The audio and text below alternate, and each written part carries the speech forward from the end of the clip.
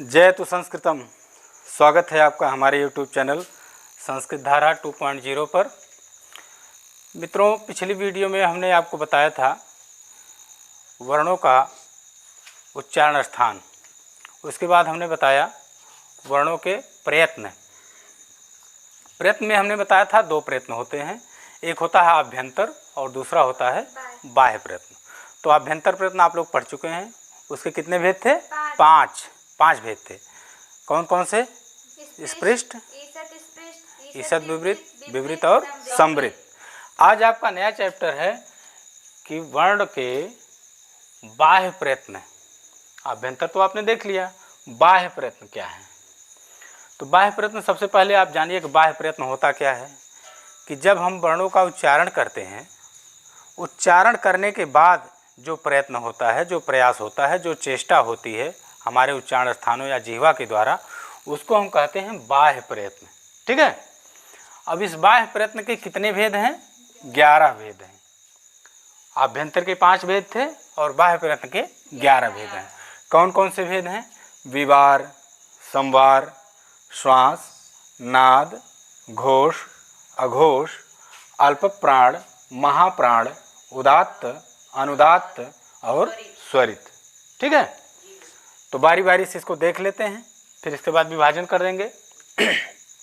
विवार, विवार का अर्थ जैसे जब कोई वर्ण उच्चरित होता है तो हमारा मुंह खुल जाता है। ठीक है, तो उसको कहते हैं विवार। पूरी तरह से मुख जब खुल जाता है तो वो विवार बाह्य प्रयत्न होता है। संवार, उसका ठीक उल्टा, जब मुंह हमारा पूरी तरह से विकसित नहीं होता है वर्णों का उच्चारण करते समय, तो उसको क्या कहते हैं? संवार। श्वास, वर्ण का उच्चारण करते समय जो हमारी सांस आती जाती है, ठीक है, उसको कहते हैं श्वास। नाद, जब कोई वर्ण उच्चरित होता है तो कभी कभी गंभीर ध्वनि या गंभीर नाद होता है, ठीक है, तो उसको कहते हैं नाद। घोष और अघोष, किसी वर्ण के उच्चारण करते समय जब घोष की आवाज़ आती है, गूंज की आवाज़ आती है, तो वह घोष होता है, और जब गूंज की आवाज़ नहीं आती है तो वह होता है अघोष। अल्प प्राण क्या है? किसी वर्ण का उच्चारण करते समय कभी कभी ऐसा होता है कि हमारी जो प्राणवायु है, श्वास, वो कम उपयोग में आती है। अल्प, अल्प माने थोड़ा, प्राण माने प्राणवायु। ठीक है, तो जब हमारी प्राणवायु की मात्रा कम उपयोग में आती है तो उसको कहते हैं अल्प प्राण, और जब उसी प्राणवायु की मात्रा ज़्यादा उपयोग में लाई जाती है तो उसको कहते हैं महाप्राण। और जो उदात्त, अनुदात्त और स्वरित होता है, यह स्वरों का होता है। उदात्त मतलब जब जिह्वा ऊपर उठ करके उच्चारण करते हैं, उच्च उदात्त है। जब जिह्वा नीचे की ओर के उच्चारण करती है स्वरों का तो अनुदात्त होता है। अब जब जिह्वा बीच से उच्चारण करती है स्वरों का तो वह स्वरित होता है। कहा गया उच्च उदात्त है, नीचे अनुदात्त है और समाहार स्वरित है। ठीक है। अब यहाँ हम देखते हैं कि इस विवार, संवार, श्वास, नाद, घोष, अघोष, अल्प प्राण, महाप्राण, उदात्त, अनुदात्त और स्वरित का विभाजन कैसे होता है वर्णमाला में। किस वर्ण का बाह्य प्रयत्न उदात्त होगा, किसका स्वरित होगा, किसका अल्प प्राण महाप्राण होगा, किसका संवार विवार, इस तरह से एक तरह से विभाजन हम यहाँ देखते हैं। तो सबसे पहले आपको यही 3 निपटा दें यहाँ। उदात्त, इसको यहीं जान लीजिए, उदात्त, अनुदात्त और स्वरित। ठीक है, उदात्त, अनुदात्त और स्वरित। शार्ट में इतने जानिए कि उदात्त, अनुदात्त और स्वरित बाह्य प्रयत्न किसका होता है? स्वरों का, स्वरों का होता है। ठीक है, 3 खत्म हो गया ना। उदात्त, अनुदात्त और स्वरित बाह्य प्रयत्न किसका होता है? स्वरों का। अ से लेकर के आ, ई, उ, ऋ, ए, ओ, ऐ, औ, इन स्वरों का बाह्य प्रयत्न उदात्त, अनुदात्त और स्वरित होता है। तो 3 निपट गए ना। 11 में 3 निपट लिए। कितना बचा? 9 बच गया कि 8 बचा? 8 बचा। अब एक तरह से और विभाजन कर लीजिए। उदात्त, अनुदात्त, स्वरित आ गया ना। एक विभाजन और कर लीजिए। ये अल्प प्राण और महाप्राण का। ठीक है। वर्णमाला के जो व्यंजन है उनका दो तरह से विभाजन हुआ है, अल्प प्राण और महाप्राण। ठीक है। अल्प प्राण में कौन आएंगे और महाप्राण में कौन आएंगे, इसको देखते हैं। तो अल्प प्राण में कहा गया है कि वर्गाणाम प्रथम, तृतीय और पंचमाः यणश्च अल्प प्राणा।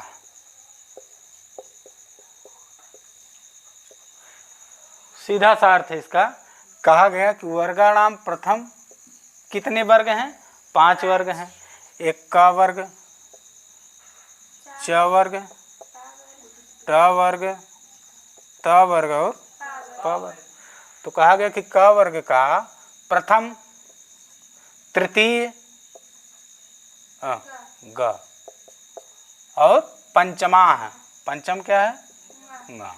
वर्गाणाम प्रथम, तृतीय, पंचमा। फिर च वर्ग का प्रथम और तृतीय क्या हो जाएगा, ज। पंचम क्या हो जाएगा, य। और ट वर्ग का ड हो जाएगा और ण हो जाएगा। त का द हो जाएगा और न हो जाएगा। प का ब हो जाएगा और म हो जाएगा। तो ये आ गया ना वर्गाणाम प्रथम, तृतीय, पंचमा। ठीक है। प्रत्येक वर्ग का पहला, तीसरा और पंचम, 5वां अक्षर। और क्या कह रहा है, यणश्च। यण एक प्रत्याहार है। यण क्या है, यण प्रत्याहार में क्या क्या आएगा, य, व, र और ल। यण प्रत्याहार समझ में आ गया ना। तो यहाँ इसको लिखते हैं य, व, र और ल। इतने वर्णों का बाह्य प्रयत्न क्या होगा, अल्प प्राण। ठीक है। ठीक से देख लीजिए इसको कि प्रत्येक वर्ग का पहला, तीसरा और 5वां अक्षर और यण प्रत्याहार में आने वाले य, व, र और ल, इनका बाह्य प्रयत्न अल्प प्राण है। इसको ट्रिक के माध्यम से जान लेते हैं। ट्रिक क्या है इसकी, वर्गाणाम प्रथम माने पहला, तृतीय माने तीसरा, पंचम माने, ठीक। तो क्या हो गया 135। ठीक। और यण 135 यण क्या है, अल्प प्राण है। जिसको पूरा तैयार हो ट्रिक से भी काम चला लेगा। ठीक है ना। कि 135 का मतलब पहला, तीसरा और 5वां। यण माने आप जानते ही हैं, यण माने क्या है, यह व र। 135 यण बराबर अल्प प्राण। इसका बाह्य प्रयत्न क्या हो गया, अल्प प्राण। अल्प प्राण आ गया। जी गुरुजी। अगला देखिए बाह्य प्रयत्न महाप्राण का।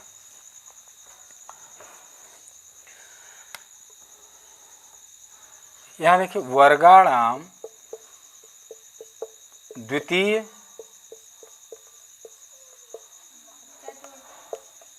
चतुर्थौ और षलश्च महाप्राणा। ठीक है। वर्गाणाम द्वितीय, चतुर्थौ, षलश्च महाप्राणा। यहाँ क्या था, प्रथम, तृतीय और पंचमा। तो बचा क्या, द्वितीय और चतुर्थौ। मतलब प्रत्येक वर्ग का दूसरा। तो क वर्ग में दूसरा क्या बचा, ख। और चौथा क्या बचा, घ। च वर्ग में छ बचा और झ। ठीक। ट वर्ग में ठ बचा और ढ। फिर थ और ध। फिर फ और भ। ठीक। और एक सल प्रत्याहार है। सल प्रत्याहार में क्या आएंगे, श, श, स। ये सल प्रत्याहार हो गया। इसको भी यहाँ नोट कर लेते हैं, श, श, स और ह। इतने व्यंजन मतलब हर वर्ग के दूसरे और चौथे व्यंजन और सल प्रत्याहार में माने ऊष्म वर्ण। तो इसका क्या ट्रिक बनाते हैं देखिए। दूसरे व्यंजन मतलब 2, चौथे व्यंजन का मतलब 4। और शल लिख लीजिए या तो उसमें लिख लीजिए, यहाँ पे या तो अंतस्थ लिख लीजिएगा या तो यहाँ शल प्रत्याहार तो आपको आता ही है, शल प्रत्याहार। ये क्या है? महाप्राण। ठीक है, वर्ग के दूसरे और चौथे अक्षर और शल प्रत्याहार में आने वाले स स स ये क्या है? महाप्राण। ठीक है, अल्प प्राण महाप्राण समझ में आ गया कि नहीं आया? कि और अभी समझाएं इसमें? चलिए ठीक है। एक चीज और इसमें देख लीजिए कि अल्प प्राण में कितने व्यंजन आते हैं और महाप्राण में कितने व्यंजन आते हैं। देखिए 1 2 3 4 5 6 7 8 9 10 11 12 13 14 15 और इधर यण प्रत्याहार में आने वाले 4, 15 4 19 वर्ण अल्प प्राण के हैं। ठीक है, और इधर 2 2 4 2 6 2 8 2 10 10 2 12 2 14 वर्ण महाप्राण के हैं। अब 19 में 14 जोड़ दीजिए, 19 धन 14 कितना हो गया? 9 4 13 1 1 2 कुल कितने व्यंजन हैं? 33। ठीक है ना, 33 से एक व्यंजन भी ज़्यादा नहीं, 34वां भी नहीं, 33 व्यंजन। कुल कितने व्यंजन? 33 व्यंजन। किसके अनुसार? पाणिनि के अनुसार और माहेश्वर सूत्र के अनुसार 33 व्यंजन ही हैं, 9 स्वर ही हैं। एक विभाजन ये आ गया आपके समझ में? ठीक, अब एक तरह का और विभाजन बताते हैं आपको। तो 3 तो उदात्त अंदाज स्वरित हो गया, 2 ये अल्प प्राण महाप्राण हो गया। अब देखिए अगले तरह का विभाजन विवार, ठीक, श्वास, अघोष। दूसरा विभाजन संवार, नाद, घोष। ये सब एक दूसरे के दुश्मन हैं। जिस वर्ण का बाह्य प्रयत्न विवार होगा उसका संवार कतई नहीं होगा, जिस वर्ण का बाह्य प्रयत्न श्वास होगा उसका नाद नहीं होगा, जिसका अघोष होगा उसका घोष नहीं। एक दूसरे के सब प्रतिद्वंदी हैं। तो इस तरह से एक तरह का विभाजन और बन जाता है वर्णमाला में। तो देखते हैं उस विभाजन को। एक प्रत्याहार आता है खर। प्रत्याहार पढ़ते समय आप इसको जानते होंगे। खर एक क्या है? प्रत्याहार। खर प्रत्याहार में कितने वर्ण आते हैं? कौन कौन से आते हैं? ख, फ, छ, ठ, थ। ख फ छ ठ थ, च, ट, त, फिर क, प, फिर श, श, स। बस इसके बाद सक्षर का र है, र को लिया नहीं जाएगा। ख फ छ ठ थ च ट त क प श स श। ठीक, तो आप देख रहे हैं कि इसमें पहला वर्ण हो गया। हर वर्ग का कौन सा वर्ण? पहला वर्ण। और दूसरा वर्ण हो गया। और तीनों सा, तीनों सा, चूंकि ये सबसे पहले आया तो इसी को संकेत मान लीजिए, तीनों सा हो गया। ठीक, 12 तीनों सा। ट्रिक बना लीजिए इसकी। 12 तीनों सा क्या है? ये विवार से भी ले लीजिए, श्वास से श्वास ले लीजिए और अघोषी कर दीजिए इसको। ये समझने के लिए एकदम बकलोल विधि वाला, समझ में आया ना? ये पाणिनि ने ऐसा नहीं कहा कि इस तरह से आप बना लीजिएगा। आप जैसे जो संस्कृत कम पढ़े हैं या जिनका संस्कृत विषय नहीं रहा है उनके लिए ट्रिक काम आ जाएगी कि जैसे 12 तीनों सा क्या हो गए? विश्वास अघोषी। अब विश्वास में भी जो है विवार का संकेत है, श्वास जो है श्वास का संकेत है, अघोषी माने अघोष। ठीक, तो पहला दूसरा अक्षर और तीनों सा, मतलब हर वर्ग के पहले दूसरे अक्षर और तीनों सा क्या हो गए? विश्वास अघोषी। मतलब विवार, श्वास और अघोष। जिसको संस्कृत आती है उसको कुछ नहीं याद करना, उसको केवल एक प्रत्याहार पकड़ लेना है। खर प्रत्याहार कहा गया, खरो विवारा श्वासा अघोषाश्च। ठीक है ना? ये आ गया समझ में ना? अब इसके अलावा जो भी बचा है सब संवारनाद घोष हो जाएगा। बचा कौन है? देख लीजिए, एक प्रत्याहार है हर्ष, ठीक है। हर्ष प्रत्याहार में कौन कौन है? हर्ष में हाइब्रिड के हा से शुरू होगा ना, ह य व र, हाइब्रिड, फिर लण ल, फिर य म ङ ण न, फिर झ भ घ ढ ध, फिर ज ब ग ड द, फिर आगे ये आ जाएगा, खरे आ जाएगा ना, तो इसको लेना नहीं है, यही तो बचा है। जब गढ़दस के बाद खफ छठत चट, तो यही तो बचा है। तो जब गढ़दस हर्ष हाइब्रिड के हा से शुरू होता है, जब गढ़दस में यही ना, जब गढ़दस, तो यहाँ तक आता है वो प्रत्याहार, तो इसको लेना नहीं है, संज्ञक है।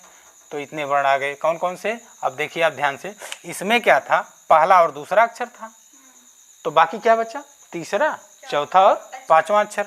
ये हो गया आपका तीसरा, जब गढ़, ये हो गया आपका चौथा, ठीक। और यहाँ से शुरू होता है आपका पांचवा, ये नहीं, ये यहाँ से, ठीक। और बचा क्या? ये बचा आपका अंतस्थ व्यंजन, और उसी में एक हा है, हा का घलुआ है, ठीक है ना, हा केवल बच गया इसमें, हा इसमें नहीं आया है, ठीक। यहाँ देखिए स स स तो आए, ऊष्म के 3 वर्ण आए, लेकिन ऊष्म का चौथा वर्ण जो ह है वह नहीं आया, उसका बाह्य प्रयत्न संभार होगा, नाद होगा और घोष होगा, ठीक। समझिए बात को कि ये जो हाइब्रिड लण यम गणनम झभय घटधस जब गढ़दस, इतने सूत्रों के अंतर्गत आने वाले जो वर्ण हैं वो हस प्रत्याहार के अंतर्गत हैं, और हस प्रत्याहार के अंतर्गत आने वाले जो वर्ण हैं उनका बाह्य प्रयत्न संभार, नाद और घोष है, ठीक है। तो एक तरह का विभाजन ये हो गया। अब देखिए इसमें कितने वर्ण हैं? विवार श्वास अघोष, पूरी वर्णमाला में कितने वर्णों का बाह्य प्रयत्न विवार श्वास अघोष होगा? जोड़ डालिए इसको, 1 2 3 4 5 6 7 8 9 10 11 12 13, 13 वर्णों का बाह्य प्रयत्न विवार होगा, श्वास होगा और अघोष होगा।